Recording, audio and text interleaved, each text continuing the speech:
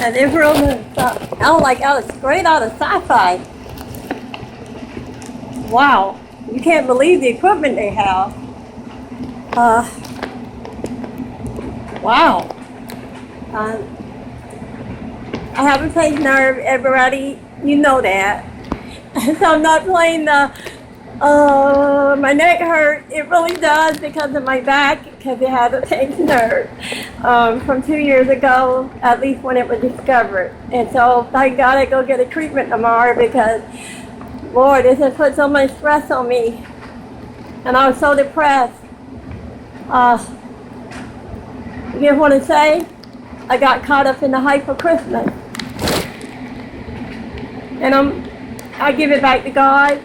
I give everything back to God because Christmas is just a holiday of man. Christ didn't tell us to celebrate this day. He didn't tell us when that exact day was. And he certainly didn't say spend a bunch of money on that day in remembrance of Santa Claus. Sometimes I forget that. But what I do celebrate is I worship Jesus every day, and so it just doesn't matter if it just happened to be on the 25th as well. But to my little grandkids, it means a lot.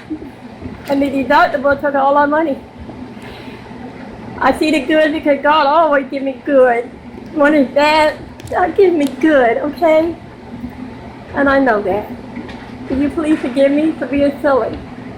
So I'm just praying that my family will still be able to come, because I usually help with that. And that my grandkids will have the thing they needed. And it wasn't a need just on Christmas, they just happened to need some things. Especially my oldest grandson that needs a laptop. And the work that my daughter needed on her van.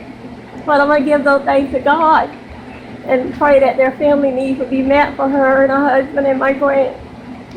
I love them and God loves them more. God loves me and He allowed me to go through this so I could kind of wake up and realize that I was getting caught in the hype. And I'm still going to say Merry Christmas because I want to make sure Santa Claus stays totally out of my mouth.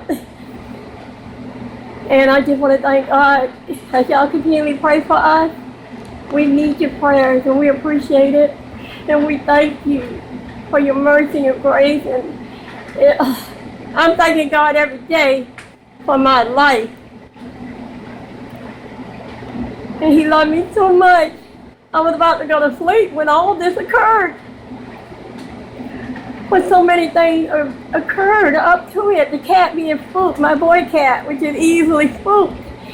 And my girl cat sort of listening with her ears. And then I thought, because I heard these hickory nuts violently hit the house, that the squirrels were playing with the nuts again and throwing them against the house.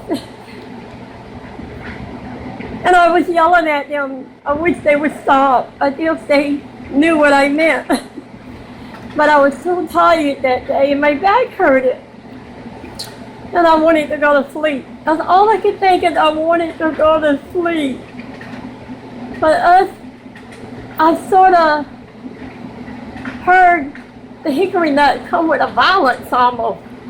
And I said, oh my God. And it sounded like, you know, maybe when a storm sneaks up on you, it was so strong. And I heard like a whoosh. Whoosh. It was so violent. I'm not acting. This is what it sounded like. And I heard run. It went outside of me, but I heard it. I heard it nevertheless, and I know it was God. I heard run. And now I hurt my neck a little more because I jerked my neck.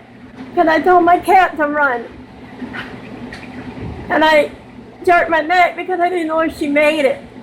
And I just barely was closing the door to the bedroom when I heard something hit the roof.